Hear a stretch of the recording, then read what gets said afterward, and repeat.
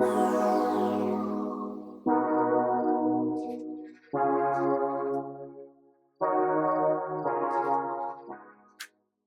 everyone. It's a bit kind of bittersweet today being here because I'm very happy to introduce Victoria. But also, as Luca was saying, it's her last week here with us, and you definitely made a big contribution in our department, so thank you also from me. Before I introduce Victoria, we thought was very important today to make a land acknowledgement. Today we will talk about colonialism, racism, torture, crime, violence, and these are all things that indigenous people in this land have experienced. So to recognize the land is an expression of gratitude and appreciation to those whose territory we reside on, and also a way to honoring the indigenous people who have been living and working on this land from time immemorial. It is important to understand the long-standing history that has brought us to reside on this land and to seek to understand how we position ourselves in this history. Land acknowledgements do not exist in a past tense or non-historical context. Colonialism is a current ongoing process, and we need to build our mindful and meaningful present participation. And now I will introduce you to Dr. Victoria Witkowski, who is, for only a few days, a postdoctoral fellow in the Department of Italian Studies, conducting research on the history and culture of Italian fascism, colonialism, and its public memories. Prior to the University of Toronto, she was an early career Rome Fellow at the British School of Rome and a research fellow at Florida International University, following her PhD at the European University Institute in Florence. Her work has received research grants and awards from New York University, the American Historical Association, and the Association for the Study of Modern Italy. Victoria is an active participant in public history projects which raise critical awareness of the history and legacy of fascism and colonialism. She's currently working on her first monograph, and today she will tell us about Fascism on Trial, the case of Rodolfo Graziani. Please, let's give her a round of applause.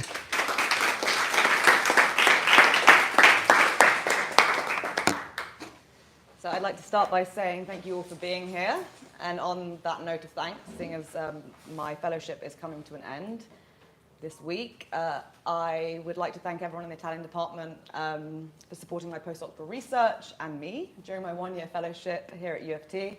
It's a truly wonderful, active, and collaborative department. So thank you to all the students, undergraduate, graduate, faculty, and members of staff for having welcomed me with open arms. In particular, I'd like to thank my supervisor, Angelica Pesarini, the department chair, Luca Somigli, and my close colleagues, Paolo Frasca and Giulia Gaimari, for their guidance this year. So without further ado, this lecture is based on a case study from my postdoctoral research on the trials, career, and afterlives of leading fascist war criminals after the fall of Italian fascism and colonialism. Today, we will be zooming in on my primary case study, a historical figure who has been the object of controversy past and present. On the 11th of October 1948, Rome's Palace of Justice was teeming with public crowds, squeezing into the courtroom to witness the beginning of what was deemed the most important trial of our time. The trial defendant was Rodolfo Graziani, one of fascist Italy's most prominent military generals. The trial's transcript editor went on to state that the trial sparked and unleashed the emotions of the Italian population. The striking introduction raises questions surrounding this historical figure, the nature of the trial, and its monumental significance as perceived by its contemporaries. Who was Rodolfo Graziani? What was he tried for? Why was the trial deemed so important, and why did it incite so many public emotions?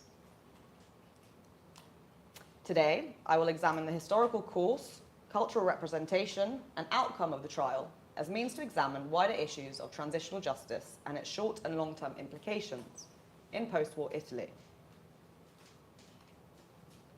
In transnational and interdisciplinary perspective, I use methodologies of transitional justice, fascism, colonialism, and postcolonialism to analyze what has been publicly suppressed and celebrated since 1945.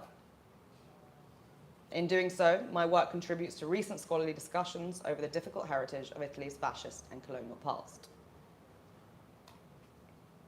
First, I will give a contextual background of Graziani's career under fascism. This will give us an important prelude to his post-war treatment in relation to transitional justice initiatives and their limitations in Italy and abroad.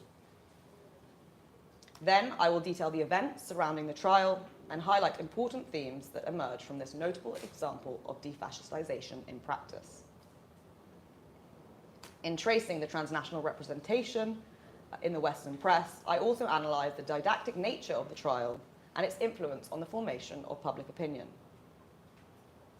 I will conclude with recent events to connect past and present and highlight the continued relevance of this important case study. So Graziani rose to fame for his leading role in fascist Italy's colonial wars, following Mussolini's rise to power and an intensification of the nation's aggressive foreign policy in the 1920s. He participated in Italy's attempted colonization of Libya, also known as the Second Italo-Senussi War, where he became responsible for the war against the indigenous anti-colonial resistance movement. In Libya, he initiated genocidal measures consisting of mass hangings and concentration camps that caused the death of an estimated 70,000 people from torture, starvation, and disease. These atrocities brought a formal end to the conflict when he killed the leader of the resistance movement, Omar el-Mukhtar, in 1931. The camps were censored in the Italian press, which instead celebrated the general as a national hero for the colonial victory. Whilst Italian newspapers such as Corriere della Sera introduced Graziani to the Italian public as a legendary Hercules, in Libya he became known as the Butcher. So here on the right, you can see one of the very few pictures, aerial view images we have of one of the concentration camps in Libya. Unfortunately, we don't have photos of the horrors that went on inside the camps, but we have oral histories that have told us and given us more detail about what happened. Then on the left, we have an example of kind of the earliest examples of representation of Graziani when he first started to appear on the front pages of Italian national newspapers who were celebrating the general. Graziani's perceived successes in Libya led to his utilization as the military poster boy for Italy's invasion of Ethiopia in 1935, as his name became linked to contemporary ideologies of national pride, identity, and empire. Graziani's heavy use of poison gases on Ethiopian civilians and soldiers was censored by the fascist government during the war, which instead produced idealized images of him in a wide range of cultural forms. This involved the mass production of press articles and objects of material culture, which range from postcards to letter openers, to captivate a large audience transcending boundaries of class, gender, and age. So here are just a very few examples of kind of the sheer range of the types of kind of propaganda that the Italian fascists produced in this period to garner support and keep support for the fascist invasion of Ethiopia. On the far left, we have an image on an illustrated newspaper of Il Mattino Illustrato of kind of a rather fierce-looking Graziani wearing a white military uniform, which drew on kind of the uniform of ancient Roman emperors, who also used to wear white. In the middle, we have an example of the many kind of postcards that circulated with Graziani's image on them. And on the right, we have this letter opener, which is kind of this object and material, an example of the objects and material culture, and kind of circulated then and still remain in the public sphere today. A few years later, Graziani was back in the public eye due to his leading military role during World War II. In 1940, Italy initially joined the war alongside the Axis powers, but the Fascist Ground Council turned against Mussolini's decision in 1943, as many wanted to change sides. As a consequence, the Italian king and royal army signed an armistice with the Allies, and a bloody civil war erupted between Mussolini and his loyal followers supported by the Nazis, against the anti-fascist resistance, which was supported by the Allies. The Nazi-backed regime was named the Salò Republic, and Graziani was called up as head of Mussolini's last army. Under Salò, Graziani collaborated with the Nazis in leading the anti-fascist partisan war, which involved the massacres of partisans and civilians in north and central Italy. This marked the first time that Graziani's heroic reputation was to be tested on a domestic level, dividing public opinion and setting an important precedent for his 1948 trial. So here you have an image of Mussolini, Graziani, and Hitler all together. As early as 1942, the Allies announced plans for the punishment of crimes against humanity committed by the Axis powers during World War II. In the case of Nazi Germany, this famously materialized into the Nuremberg Trials. Allied judges tried high-profile Nazi political and military leaders, such as Hermann Goering, between 1945 and 1949. In Japan, important figures from the former Japanese Empire were also tried for war crimes in what became known as the Tokyo Trials. The purpose of these highly publicized trials were not merely to prosecute Axis criminals, but according to German historian Konrad Jarusch, they equally served as a collective learning process, bringing them back from unspeakable crimes to a sincere commitment to human rights. As the third leading Axis power, Allied policy towards Italy was equally based on the fundamental principle that fascism and all its evil influences must be destroyed. In similar vein, the lesser-known United Nations War Crimes Commission worked alongside the Nuremberg and Tokyo trials with a wider scope of investigating war crimes, not only during but also before World War II.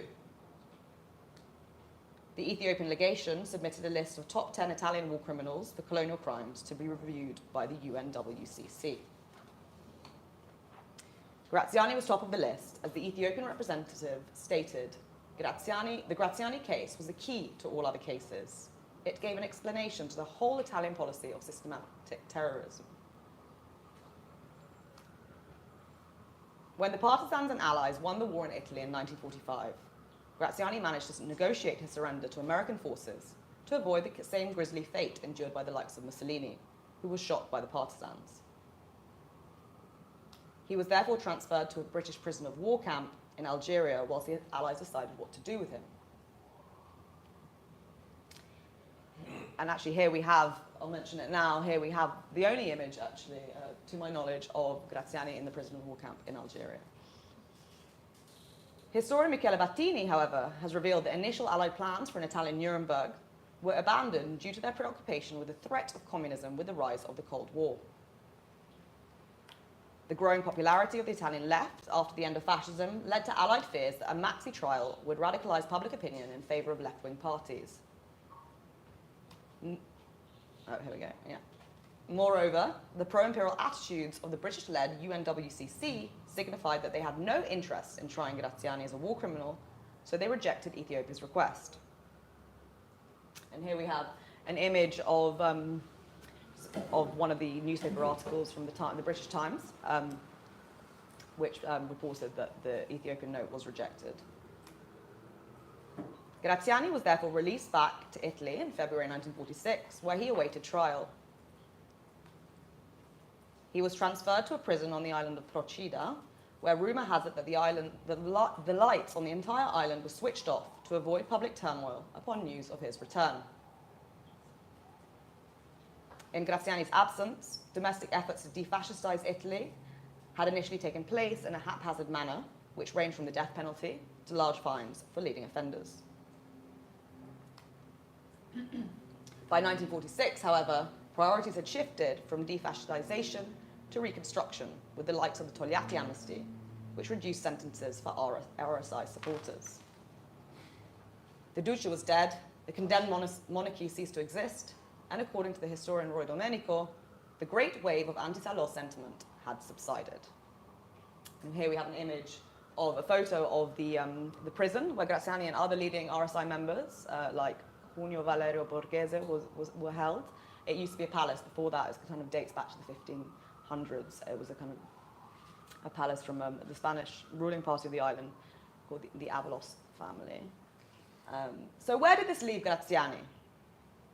As one of fascist regime's most infamous military figures, I believe that the general had to be tried in a show trial designed to appease public opinion after the international denunciation of fascism. Graziani was tried at the Supreme Court in Rome in a blockbuster trial that was deemed by the Washington Post the biggest war crimes trial ever to be held in Italy. On the eve of the trial, public emotions were so high that they resulted in violent skirmishes between fascists and anti-fascists, as demonstrators waving black flags and singing fascist songs surged through Rome's city centre. Here we have an image from the American newspaper of the police having to intervene in these riots that led to over 100 arrests. On the 11th of October, the trial opened with a charge against the defendant. It read, Rodolfo Graziani is charged with the crime of military collaborationism with the invading Germans between 1943 and 1945. In particular, he was tried for the massacre of citizens and patriots who fought against the Nazi enemy. In other words, he was tried for his crimes on Italian soil during the Salò Republic.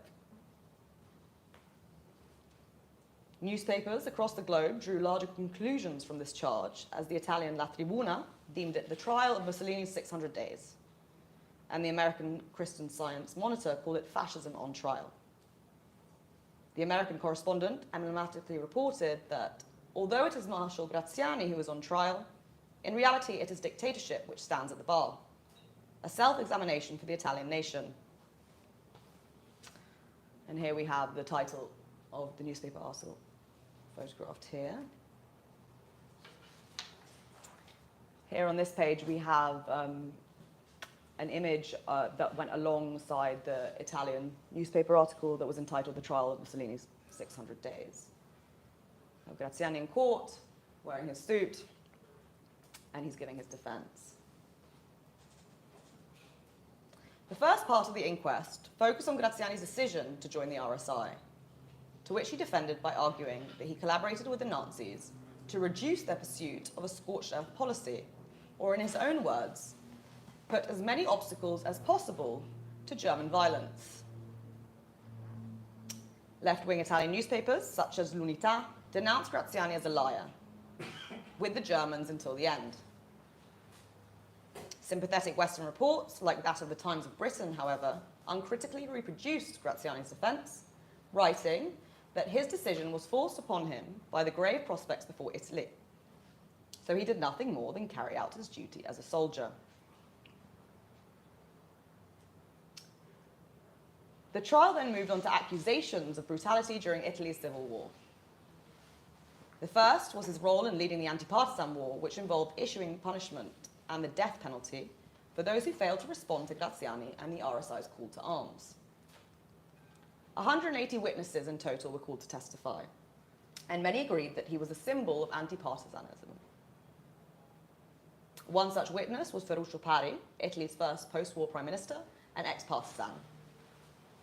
Parri attributed the intensification of the anti-partisan war to Graziani's incitement of violence through the burning of villages and deportation of partisans and their families to concentration camps. According to Parri and other witnesses, German troops along the Gothic line answered to Graziani's orders. One specific case to be raised was Graziani's role in ordering the deportation of over 2,000 carabinieri from Rome on the 7th of October 1943 to remove armed opposition to the deportation of 1,250 Roman Jews on the 16th of October. Graziani had adamantly denied all charges, arguing that he had no role in the deportation, insisting that any violence that took place was ordered by Nazi field commanders. Many witnesses across the political spectrum, however, rallied to Graziani's defense. Colonel Musco, an undercover partisan who had worked with the Nazis during the Roman occupation, insisted that Graziani merely tried to keep afloat a boat that was sinking on all sides. General Delfini was convinced that Graziani could have had no role in the Carabinieri deportation, as he held them in great esteem as military comrades. An account from a local parish priest testified that Graziani saved villages from Nazi death sweeps and kept local communities alive through provisions. prominent ex-partisan and senator of the Christian Democrats, Angelo Cerica, ended his own testimony by stating, "The events of 1943 separated us.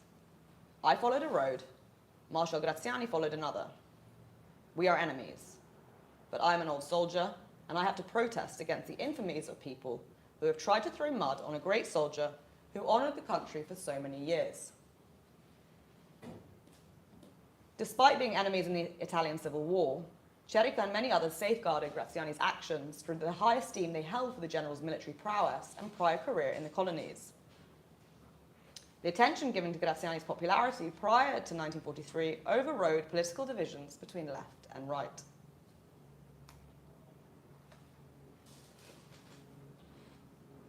Graziani capitalized on this by appealing to the unifying force of patriotism that had been tirelessly bestowed upon the population since Italian unification.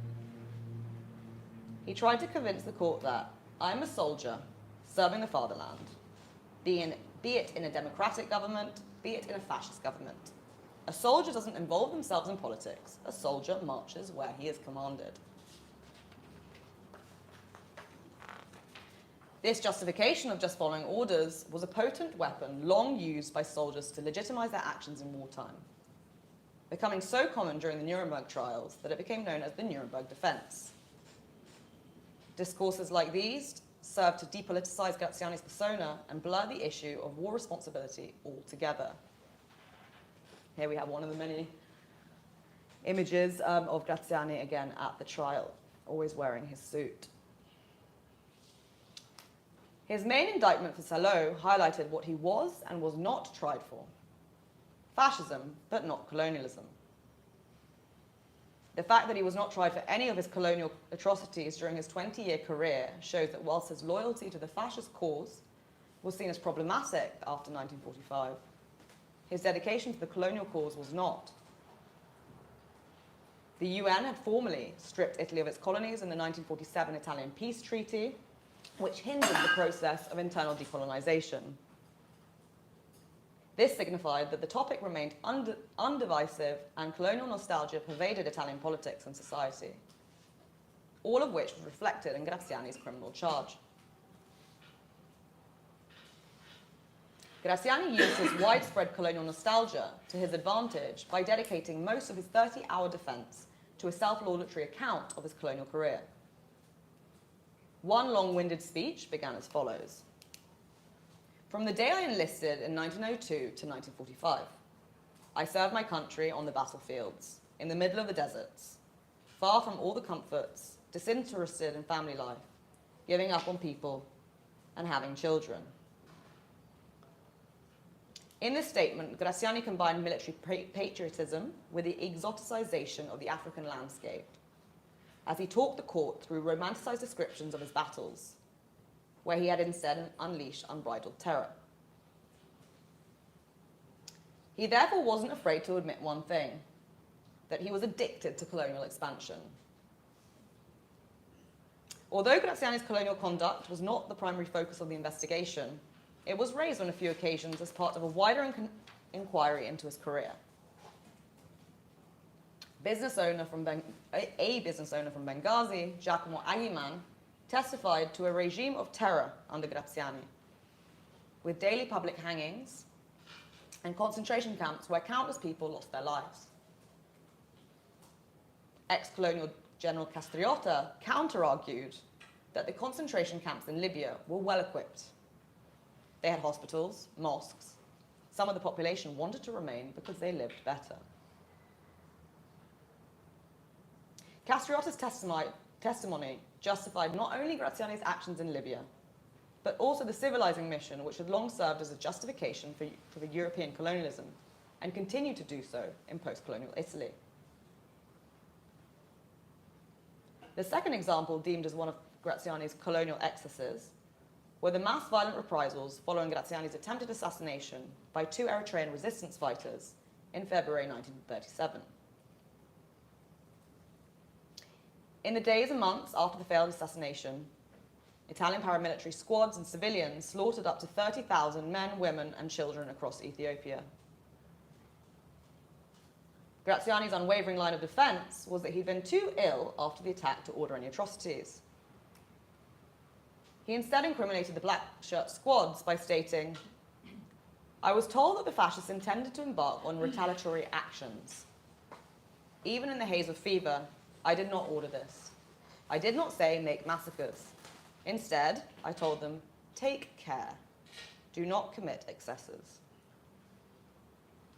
While this did not explain why atrocities continued to be committed throughout Graziani's reign in Ethiopia, the issue of Graziani's colonial crimes quickly dropped. There was no mention of his use of poison gases or any other atrocities attributed to him, and the colonial wars themselves went unquestioned. The two instances raised at the trial only served as isolated examples through which to shake the general's defense. This was a missed opportunity for serious critical reflection of Italy's colonial past.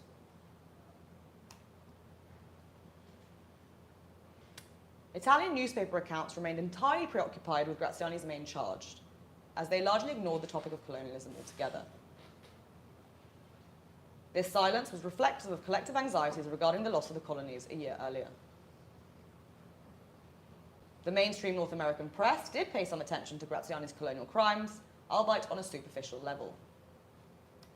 The New York Herald Tribune described Graziani as Italy's cruelest general, and the Washington Post noted his responsibility for the deaths of thousands of natives in Ethiopia and Libya. The pro-imperial sentiment of the British press, however, was reflected in their hesitation to criticize Graziani's colonial career at all. Most Western reports continue to reuse old celebratory fascist bynames to describe Graziani. They called him Mussolini's empire builder and the Lion of Africa, as pictured here, in service of sensationalism for a white middle-class readership when colonial thought still pervaded the West. The only American papers to denounce Graziani's colonial conduct was the anti-fascist Italian-American and African-American press. The San Franciscan Corriere del Popolo called him a hyena, whose horrors in Libya surpassed the human imagination.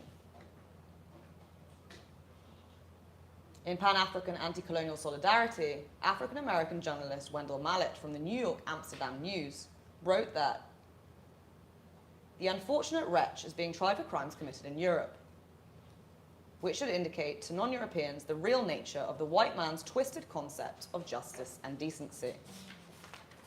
He is being tried in Italy for crimes committed years after the atrocities, which under his orders were visited upon by thousands of helpless people in Ethiopia. So was this trial a show trial? Did Graziani use the trial to save his reputation as a war hero? Throughout the proceedings, journalists commented that he appeared to be in excellent shape despite his 66 years, where he smiled and bowed for a battery of photographers whenever he entered the court. According to the New York Herald Tribune, the stern-faced, gruff-voiced marshal dominated the crowded courtroom. This sparked concerns from the leader of the Communist Party, Palmiro Togliatti, that judges and newspapers were giving too much open-mouth treatment to Graziani. As an expert veteran in propaganda, Graziani was acutely aware of the importance of his courtroom performance, his appearance, the content and delivery of his defense, and most importantly, his audience, as he actively interacted with the judiciary, press, and public throughout. This also explains why Graziani decided against legal representation and conducted his own self-defense as he sought to control his own narrative. In interplay between self-preservation and self-promotion, Graziani drew frequent attention to his recently published autobiography. He arrogantly professed, "Now, when life is bitter, one can find remedy in my book," which the jury and journalists would have read. In a cunning, preemptive move, the general had spent 2 years in prison awaiting trial, writing, "A life for Italy, I defended the fatherland," which you can see the front cover here. The book's contents reflected his trial defense, which glorified his colonial career and became a bestseller.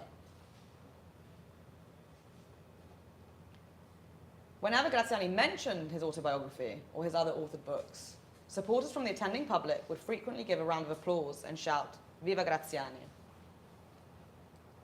A reporter from the Irish Times described Graziani's allure and potency of his personality cult. They stated, "One only had to meet Graziani to understand his appeal to the masses. He combined Prussian discipline with a Roman temperament.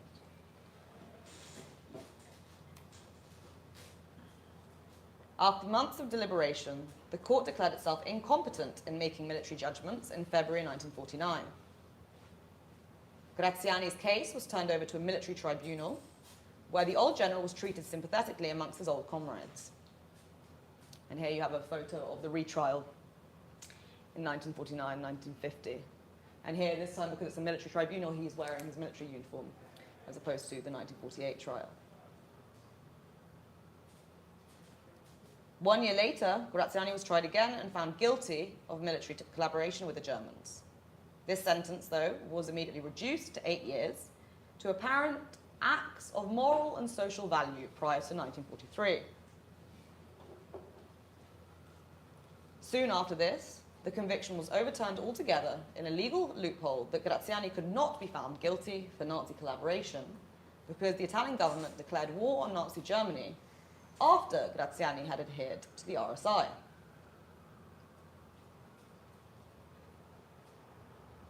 Graziani's poor health meant that in the 4 months between sentencing and acquittal, he was held in a military hospital and never saw the inside of a prison cell.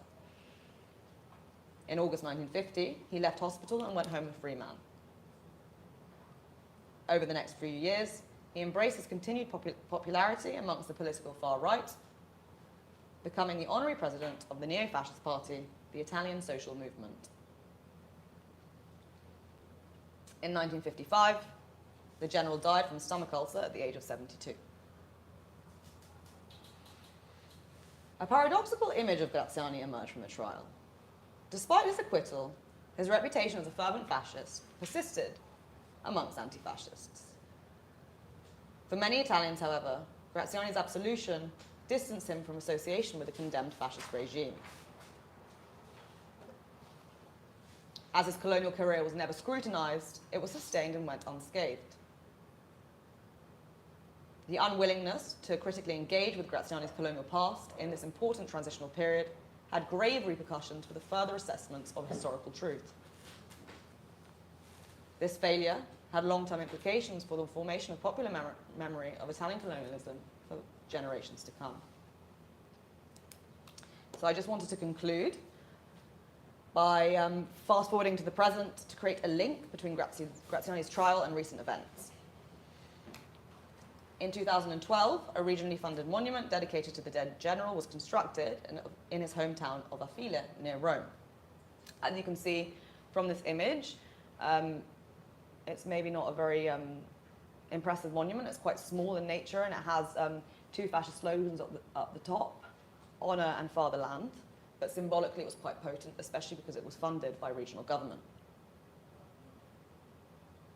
Whilst the domestic debate caused by the monument mobilized anti-fascists in their outrage over the commemoration, dedication to the anti-colonial cause remained secondary. And here we have a photo of members of the National Pastime Association, AMPI, who are contesting and protesting the monument.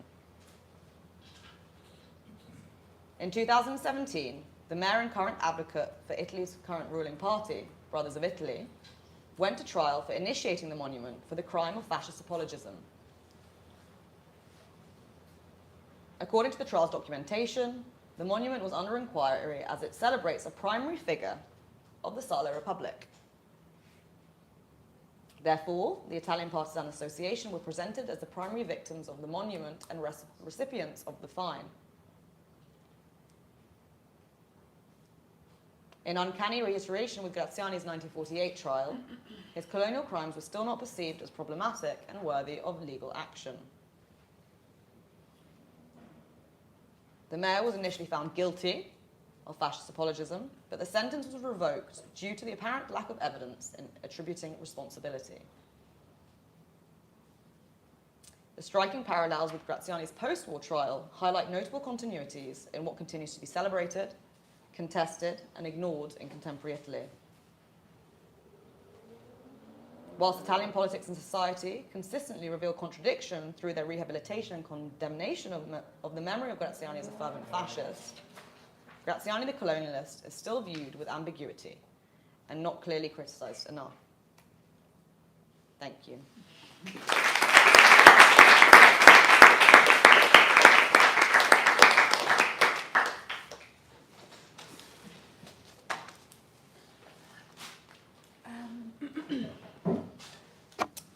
Okay, thank you so much. Hearing and seeing, yes, please. Everything that you said, I was really thinking why we don't see this kind of history on history textbooks in school in Italy. This is such an unknown history for many people in Italy themselves. So thank you so much for such a clear telling of this horrible history. So we are collecting some questions now. Anyone would like to ask some questions?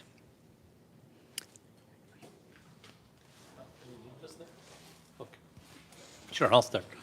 One thing that I think might be interesting, and I wonder if you've done this or if there is anything along these lines, is to see how the question, how the issue of colonialism and colonial violence and so on was addressed in the Nuremberg Trials and the Tokyo trial. Because I wonder if one of the reasons why, or this particular aspect of Graziani's military career, etc., if that wasn't addressed as much, was that in a sense, that would have also put on trial the triers themselves, right? I mean, England and France, in particular, who were colonial powers. So, whereas, yeah, obviously, Japan had colonies in Korea, Germany in Africa, and I know nothing about either. So, but you don't hear quite as much about the colonial. German colonialism, as you perhaps, maybe because that empire was smaller. So I'm just wondering if, to some extent, colonialist violence was not something that was much on the radar of any of the war trials. Thank you, Luca. That's an interesting question, and it's kind of the million-dollar question, right? As historians, we often focus on one nation state, the history of one nation state, but it's also important to keep in mind what's going on in other countries, and kind of especially in the 20th century, the interconnectivity of and the comparisons. And whilst today I focus on Italy, and I didn't have time to go into and maybe the similarities of Italy reckoning with its colonial past and other nations doing the same, there are some similarities. It wasn't as linear. It wasn't linear in any kind of European country, during the wars of decolonization, and those countries also have their own issues with regards to collective public and also political memory of colonialism.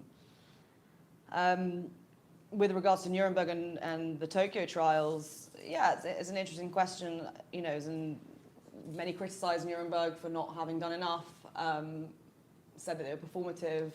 The same with Tokyo trials. There are perhaps more similarities with the Tokyo trials and what happened in Italy, because most of the military figures from Japan went untried. But at least it was put on the cards, and it was something that then, that happened. So it probed a kind of public, it went into the public sphere and probed a questioning in a way that maybe Italian colonialism didn't in the same way.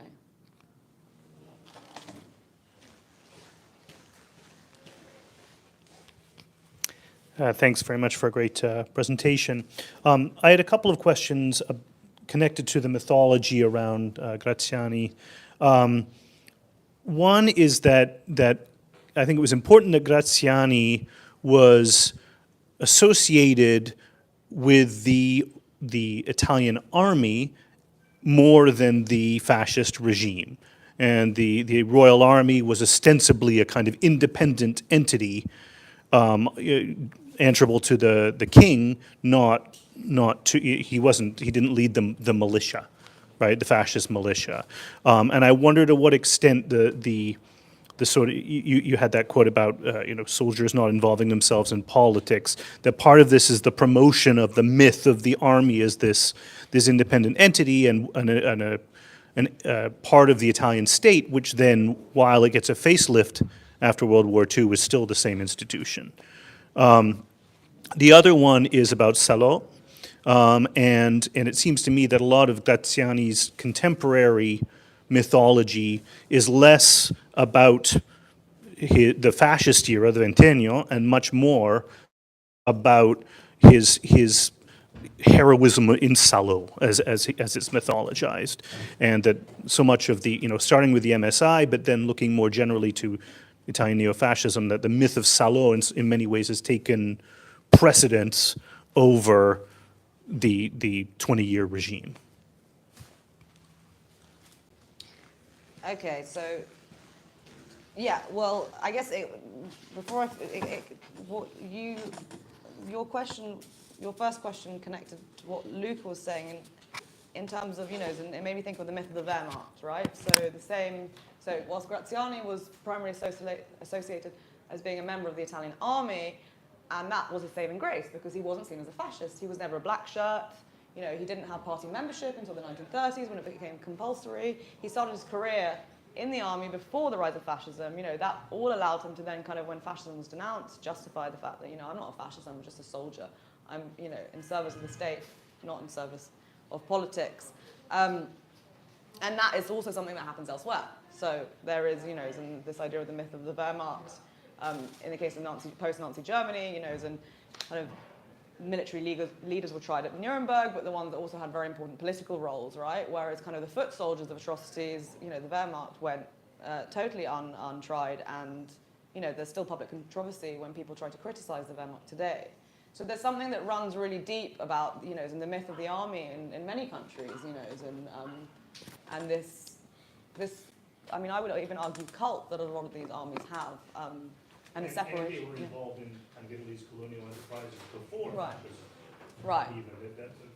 Yeah, exactly, and that goes back to the fact that, as soon as Italy or any other, as soon as Italy became a country, then, and kind of the step of making Italians and creating national identity became intrinsically tied to colonialism, and like we go overseas, we get colonies, and then we, and we kind of, we get national prestige. Whereas fascism came afterwards, and so it was much easier to then kind of denounce fascism than it was colonialism, because it went back way further. I don't know if that answered your first question.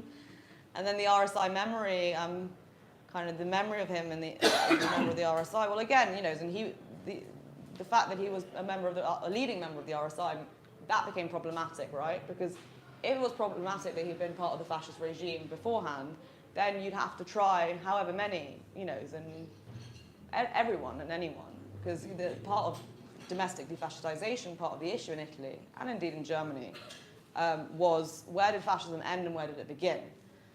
And for the reason, I didn't have time to go into it today, but a lot of the judiciary famously in post-fascist Italy weren't purged and weren't defascised. So the judge at Graziani's trial had been a prominent judge during the fascist period as well. So, and like, how did that then affect, in Graziani's trial and post-war reckoning, and that of many others?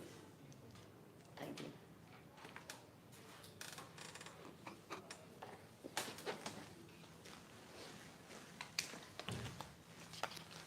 Thank you, Victoria. This was super interesting. And I have a question more about the context of the 2012, 2013 monuments. And I don't know if you mentioned it and I missed it. What is that, like, the constructions of those monuments are connected to any kind of political events in those years, or are they just probably you just picked some of the many other monuments that maybe were constructed, but it struck me that these particular events were around 2012, 2012 and 2013. And so I was wondering what's the context in Italy, the political context, and if that reinforces again your point that he's used as a symbol in contemporary political parties.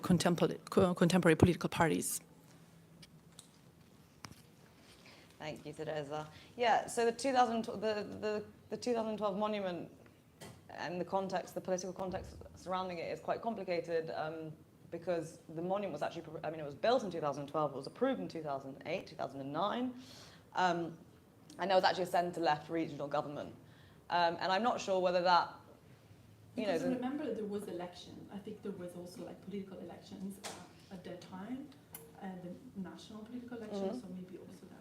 Yeah, maybe that also, had a role. But, just, I guess, looking like, just looking at the regional governmental context. And it was centre-left. And they argued, when Graziani's monument was then constructed and inaugurated, and there was international controversy surrounding it, which forced a domestic debate, because otherwise there wasn't going to be so much of a domestic debate. The regional government said, actually, we didn't know that this money, we gave funding to this village, and we didn't know that, and they basically, in the local commune, that do have a very, very far right background, going back to 1945, Movimento Sociale, then Alleanza Nazionale, and then Fratelli d'Italia, very linear kind of far right political leanings. The regional government said, well, they weren't honest with us, and that's why the mayor who kind of initiated the monument went on trial. Whether that's true or not, and whether they weren't aware, and do you give your money away that easily without really then going, checking where that money's going? I don't know. I can't, really be 100% sure. But whether it was left or right, I guess it might even further support my argument that, Graziani is not seen as, problematic, because of this military role that he had, even at kind of regional centre-left, and government level. That answers the question.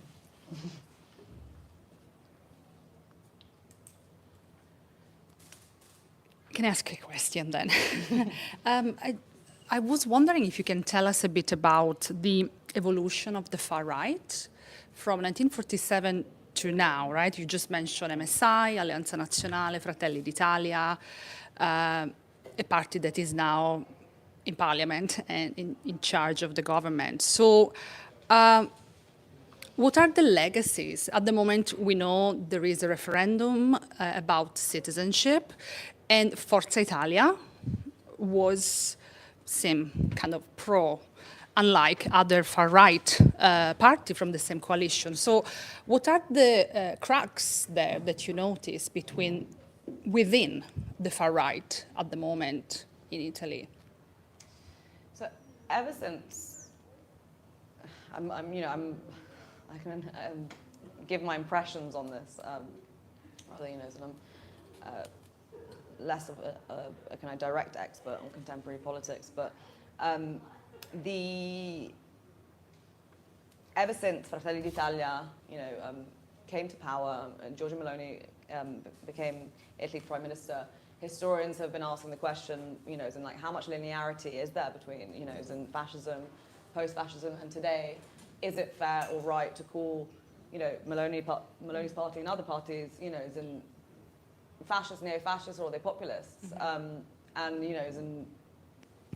is there a difference between them? And they obviously have elements in common, and I guess it's one of those kind of blurred line, grey areas. The same with Graziani and his memory. If you go post 1945, kind of his memory and legacy end up oscillating between, far right memory, but also mainstream memory. And I think it's the same kind of, mainstream political memory, and it's the same kind of grey area. With regards to what's going on at the moment in Italian politics, and there's been very kind of little change in some regard, but with other things, and a lot of these movements have modernized, and they found kind of new tactics. Yeah, exactly. Which is why they be populist. Okay. Do we have a last question? Okay. So I think we can give Dr. Witkowski a round of applause for this wonderful lecture.